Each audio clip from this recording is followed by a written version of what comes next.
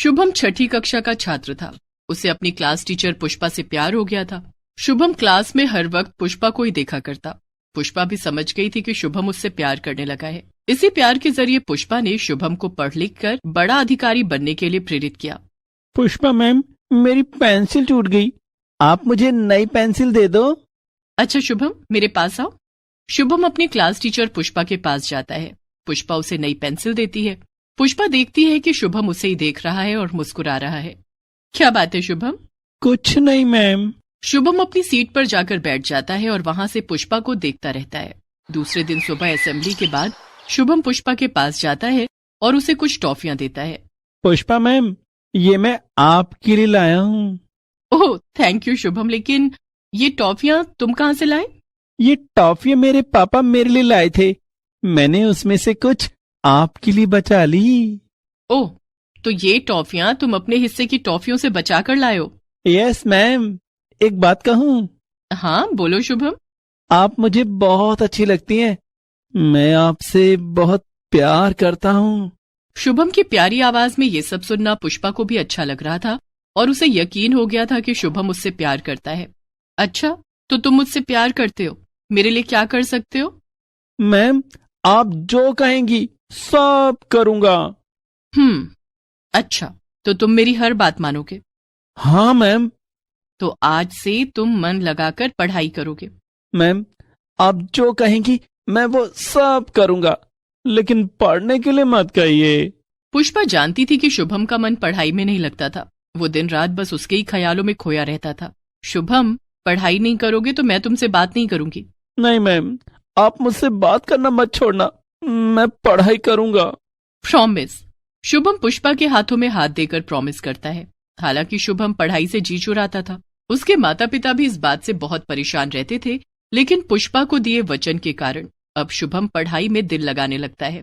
पहले वो कभी अपना होमवर्क नहीं करता था, लेकिन अब वो रोज अपना होमवर्क कंप्लीट कर लेता था। शुभम के पापा, आजकल आपने हमारे शुभम में कुछ बदलाव देखा? हाँ गीतिका, आजकल शुभम स्कूल से घर आते ही पढ़ाई करने लग जाता है। पहले तो मैं इसे रोज पढ़ने के लिए बोलती थी, लेकिन ये पढ़ता ही नहीं था। अब तो इसकी क्लास टीचर पुष्पा ने भी इसकी शिकायत करनी बंद कर दी है। अच्छा? हाँ, पुष्पा ने बताया कि अब हमारा बेटा रोज अपना होमवर्क पूरा करके स्कूल जाता है। ये तो बहुत अच्छी बात है। गीतिका और सुनील बहुत खुश थे कि शुभम अब मन लगाकर पढ़ने लगा है, लेकिन उन्हें ये नहीं पता था कि ये सब पुष्पा की वजह से हुआ है, जिससे शुभम बहुत प्यार करता है और इस वजह से उसकी हर बात मानता है। एक दिन, शुभम, छठी की फाइनल परीक्षा नजदीक आ रही है। मैं चाहती हूँ कि इस बार क्लास में तुम फर्स्ट आओ। लेकिन मैम, इसके लिए तो बहुत मेहनत करनी पड़ेगी। शुभम, तुमने मुझसे वादा किया था ना कि मैं जो कहूंगी तुम वही करोगे? हाँ मैम, मैं आपसे वादा करता हूँ कि मैं खूब मेहनत करूंगा और इस बार फर्स्ट आऊंगा। Very good. अगर तुम फर्स्ट आए तो मैं तुम्हें अपनी तरफ से शानदार गिफ्ट दूंगी। ये सुनकर तो शुभम और भी खुश हो जाता है। अब वो खूब मन लगाकर पढ़ाई करने लगता है। क्या बात है गीतिका, शुभम तो रातों को जागकर पढ़ाई कर रहा है। हाँ, कह रहा था कि अगर वो फर्स्ट आए तो पुष्पा मैम उसे गिफ्ट देंगी। ये तो बहुत अच्छी बात है। अब हमें शुभम के भविष्य की ज्यादा फिक्र करने की जरूरत नहीं है।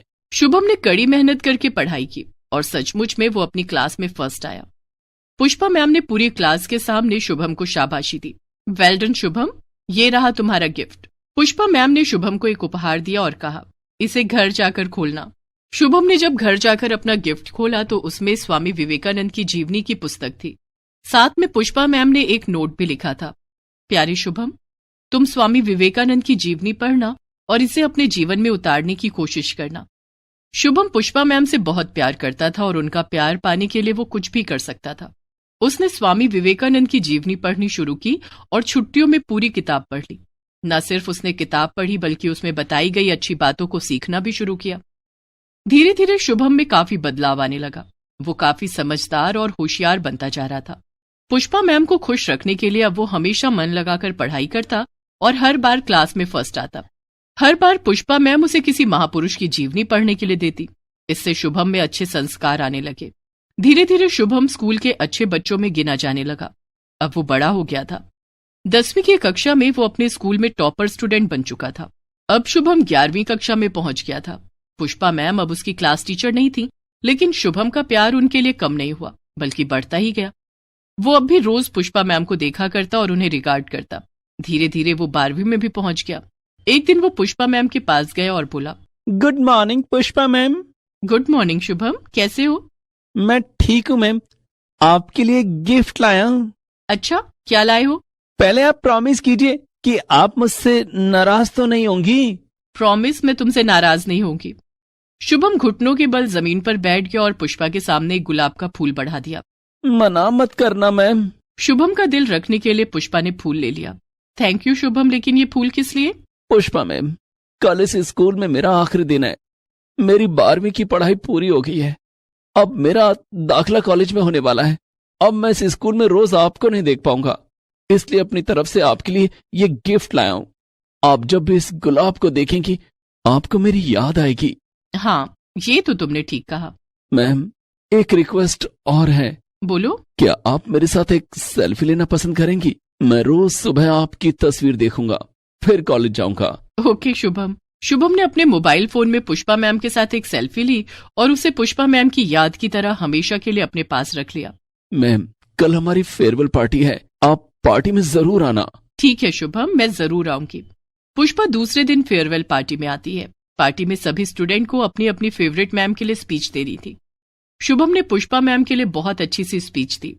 आज अगर मैं स्कूल का टॉपर हूं तो सिर्फ पुष्पा मैम की वजह से हूं। पुष्पा मैम ने मुझे सही रास्ते पर चलना सिखाया है और उनकी वजह से ही मुझे शहर के सबसे बेस्ट कॉलेज में एडमिशन मिला है। सभी ने शुभम की स्पीच पर तालियां बजाई और पुष्पा मैम की सराहना की। अब शुभम कॉलेज स्टूडेंट बन चुका था। अब उसने कॉलेज जाना शुरू कर दिया, लेकिन पुष्पा मैम को देखे बिना उसका दिल नहीं लगता था। शुभम रोज अपने मोबाइल फोन में पुष्पा मैम की तस्वीर देखा करता था। एक दिन, काफी दिन हो गए पुष्पा मैम को सामने से नहीं देखा। आज कॉलेज जाने से पहले स्कूल जाऊंगा और पुष्पा मैम से मिलूंगा। उस दिन शुभम कॉलेज जाने से पहले स्कूल जाता है, लेकिन स्कूल में गार्ड उसे बताता है कि पुष्पा मैम तो स्कूल छोड़कर जा चुकी हैं, अब वो यहाँ नहीं पढ़ाती। क्या तुम्हें पता है कि वो अब किस स्कूल में पढ़ाती हैं? शायद उनकी शादी हो गई है। अब वो कहाँ पढ़ाती हैं ये मुझे नहीं पता। शुभम परेशान हो जाता है। वो पुष्पा मैम को फोन करता है, लेकिन उनका फोन बंद था। शुभम कॉलेज आ जाता है। उस दिन उसका पढ़ाई में मन नहीं लग रहा था। बार बार उसे पुष्पा मैम की याद आ रही थी। कॉलेज में फ्रेंड्स उसे टोकने लगे। क्या बात है शुभम, मैं देख रहा हूँ कि तू बार बार अपने मोबाइल फोन को देख रहा है, लेक्चर नहीं सुन रहा। कहीं तुझे प्यार तो नहीं हो गया? तू सही कह रहा विकास, मुझे प्यार हो गया है। अच्छा, कौन है वो? रिया, टीना या प्रिया? ना रिया, ना टीना और ना प्रिया। फिर कौन है वो? शुभम उसे पुष्पा मैम के बारे में बताता है। मैं पुष्पा मैम से बहुत प्यार करता हूँ, उन्हें देखे बिना नहीं रह सकता। बहुत दिन से उन्हें देखा नहीं और पता नहीं अब उन्हें कभी देख भी पाऊंगा या नहीं। देख शुभम, अब पुष्पा मैम कहाँ है, इस शहर में है भी या नहीं ये तुझे नहीं पता, लेकिन अगर तू सच में उनसे प्यार करता है तो उनकी कई बातों को मानकर आगे की पढ़ाई अच्छे से कर और बड़ा अफसर बन। तेरी पुष्पा मैम यही तो चाहती थी ना? हाँ यार। तो ये समझ ले कि अगर तूने उनका सपना पूरा कर दिया तो तू उनका सच्चा आशिक होगा। शुभम विकास की बात गांठ बांध लेता है और खूब पढ़ाई करता है। पढ़ लिख कर शुभम एक बड़ा अधिकारी बन जाता है। एक दिन वो अपनी गाड़ी से ऑफिस जा रहा था। तभी उसने गाड़ी रोकी और बाहर निकलकर सामने से गुजर रही एक महिला को रोका और उनके पैर छूकर आशीर्वाद लिया। वो महिला अब बूढ़ी हो चुकी थी। कौन हो बेटे? आपने पहचाना नहीं मैम, मैं शुभम हूँ, आपका शुभम। वो महिला और कोई नहीं, शुभम की क्लास टीचर पुष्पा मैम थी। मैम, आज मैं एक बड़ा अधिकारी बन गया हूँ और ये आपकी वजह से हो पाया है। आपने मुझे लायक इंसान बना दिया। मैं बहुत भाग्यशाली हूँ कि आप कभी मेरी क्लास टीचर थी। पुष्पा मैम ने शुभम को गले से लगा लिया और उसे ढेर सारा आशीर्वाद दिया।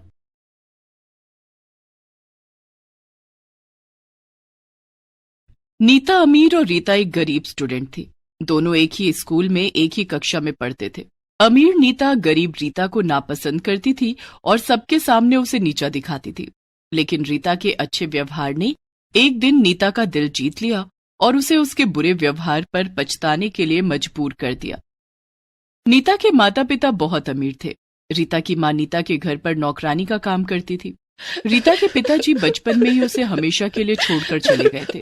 तब से रीता और उसकी मां सुधा बेहद संघर्ष भरी जिंदगी जी रहे थे। घर का खर्च चलाने और रीता को पढ़ाने के लिए सुधा ने नीता के घर पर नौकरानी का काम करना शुरू कर दिया था। संयोग से अमीर नीता और गरीब रीता एक ही स्कूल में पढ़ती थी।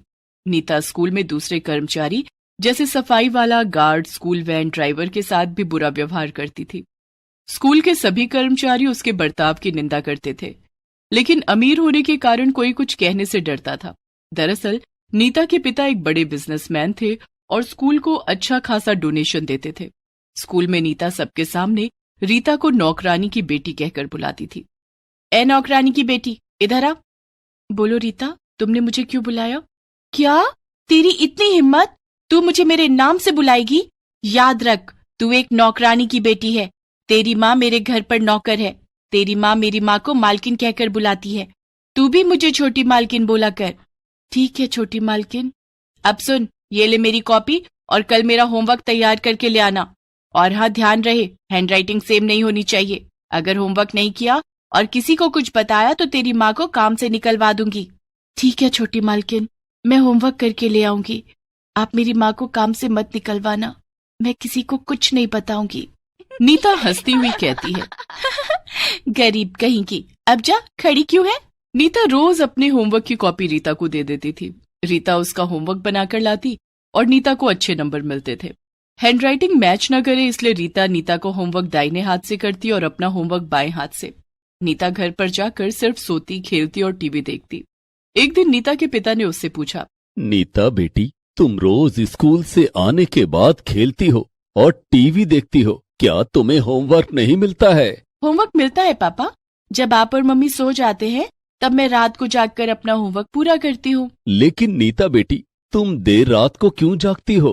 अपना होमवर्क जल्दी पूरा करके जल्दी सो जाया करो। ठीक है पापा। नीता अब झूठ मूठ कॉपी पेंसिल निकाल कर होमवर्क करने का नाटक करती। उसका असली होमवर्क तो रीता करती थी। रीता पढ़ने में काफी होशियार थी। वो नीता का होमवर्क करके लाती और नीता को अच्छे रिमार्क्स मिलते थे। क्लास में टीचर नीता की कॉपी की बहुत तारीफ करते थे। एक दिन की बात है, नीता का बर्थडे था। नीता के घर में बड़ी सी पार्टी थी। नीता ने अपनी सभी सहेलियों को पार्टी में बुलाया था। रीता की माँ सुधा पार्टी में आए मेहमानों के लिए नाश्ता बना रही और रीता उसकी मदद कर रही थी। पार्टी में सभी मेहमानों के आने के बाद नीता एक बड़ा सा केक काटती है। रीता दूर खड़ी ये सब देख रही थी। नीता अपनी सहेलियों से कहती है, वो देखो गरीब रीता वहाँ खड़ी होकर केक को घूर रही है। बेचारी ने कभी बर्थडे नहीं मनाया होगा, गरीब है ना, कभी केक का स्वाद भी नहीं चखा होगा। नीता की सारी सहेलियां हंसने लगती हैं। तभी नीता ने अपने हाथ से केक का एक टुकड़ा नीचे जमीन पर गिरा दिया और रीता को बुलाकर कहा, रीता यहाँ ना। जी छोटी मालकिन, आपने मुझे बुलाया? ये केक का टुकड़ा नीचे गिर गया है, मैं इसे फेंकना नहीं चाहती, तुम इसे खा लो। नहीं छोटी मालकिन, भले ही मैं गरीब हूँ लेकिन नीचे गिरी हुई चीज नहीं खाती।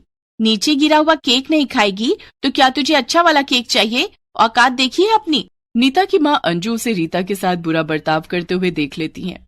अंजू वहां आती है और नीता को एक प्लेट में केक खाने के लिए देती है। रीता बेटी, ये लो केक खाओ। माँ, उस गरीब रीता को केक देने की क्या जरूरत थी?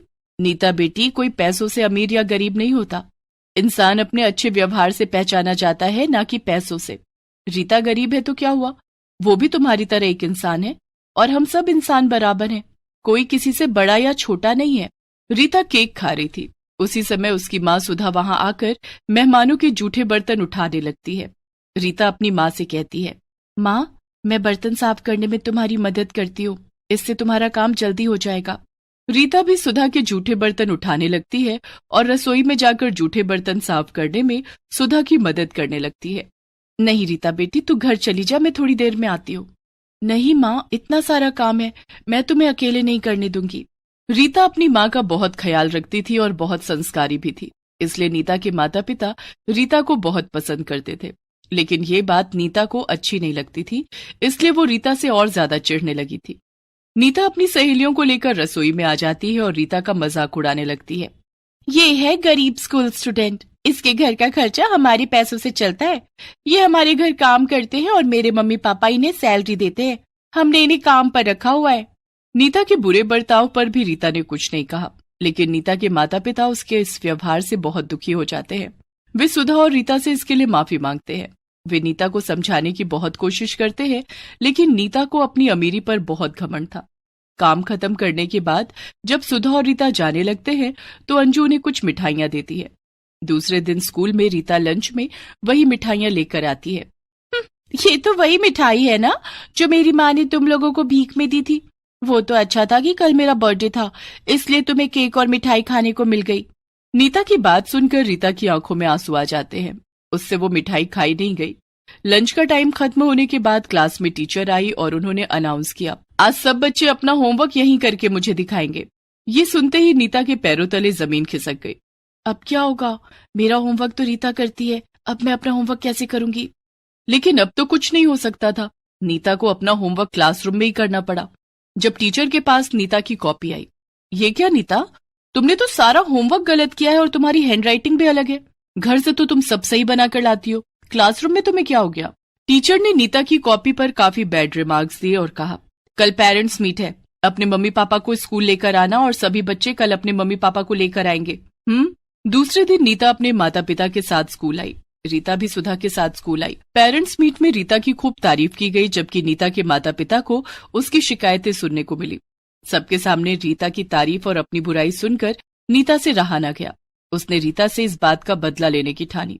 दूसरे दिन रीता स्कूल आई। वो अपना स्कूल बैग अपनी सीट पर रखकर वॉशरूम चली गई।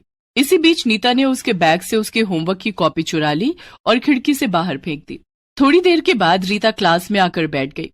क्लास में टीचर भी आ गई। सभी बच्चों अपनी अपनी होमवर्क की कॉपी जमा करो। मैडम, मैंने अपनी होमवर्क की कॉपी पहले ही आपके टेबल पर रख दी थी। टीचर ने टेबल पर देखा तो रीता की होमवर्क की कॉपी रखी हुई थी। शाबाश रीता। अब नीता परेशान हो गई। अगर रीता की होमवर्क की कॉपी मैडम के टेबल पर रखी है तो जो कॉपी मैंने खिड़की से बाहर फेंक दी वो किसकी थी? कहीं वो मेरी कॉपी तो नहीं थी जो रीता बनाकर लाई थी? तभी टीचर ने नीता से कहा, नीता, तुम्हारी होमवर्क की कॉपी कहाँ है? मैम वो मेरी कॉपी घर पर छूट गई। नीता, तुम्हारी कॉपी तुम्हारे बैग में ही होगी। तुम रोज अपनी कॉपी लाती हो तो फिर आज कैसे भूल सकती हो? अपना बैग चेक करो। नीता ने अपना बैग चेक किया तो उसकी होमवर्क की कॉपी उसके बैग में ही रखी थी। नीता ने अपनी कॉपी टीचर को दे दी। दरअसल रीता ने क्लास में आते ही अपनी कॉपी टीचर के टेबल पर रख दी थी और नीता की कॉपी उसके बैग में रख दी थी। उस समय नीता क्लास में नहीं थी और नीता ने जो कॉपी खिड़की से बाहर फेंकी वो पुरानी कॉपी थी जो भर चुकी थी। नीता को अपनी हरकत पर बहुत शर्म आई। स्कूल की छुट्टी होते ही वो रीता के पास गई और बोली, मुझे माफ कर दो रीता, मैंने हमेशा तुम्हें नीचा दिखाया और तुमसे अपना होमवर्क करवाया। आज भी मैंने तुम्हारा बुरा करने की कोशिश की, लेकिन फिर भी तुमने मेरी मदद की। नीता, तुम्हें अपनी गलती का एहसास हो गया, मैं यही चाहती थी। देखो नीता, तुम्हें अपना होमवर्क खुद करना चाहिए, नहीं तो तुम पढ़ाई में बहुत पिछड़ जाओगी। अगर तुम पढ़ाई में पिछड़ गई तो तुम्हारे माता पिता को कितना बुरा लगेगा। जरा सोचो, परीक्षा में तुम्हारी जगह मैं तो नहीं लिखूंगी, सभी प्रश्नों के जवाब तुम्हें ही लिखने पड़ेंगे। तुम ठीक कह रही हो रीता, आज से मैं अपना होमवर्क खुद करूंगी, कभी तुम्हारे साथ बुरा बर्ताव नहीं करूंगी। आज से हम दोनों दोस्त हैं। नीता रीता को गले से लगा लेती है। इस तरह अमीर गरीब स्टूडेंट के बीच की दूरी खत्म हो जाती है। नीता अब सुधा का भी सम्मान करने लगी और क्लास में रीता उसकी सबसे अच्छी सहेली बन गई। Please subscribe this channel.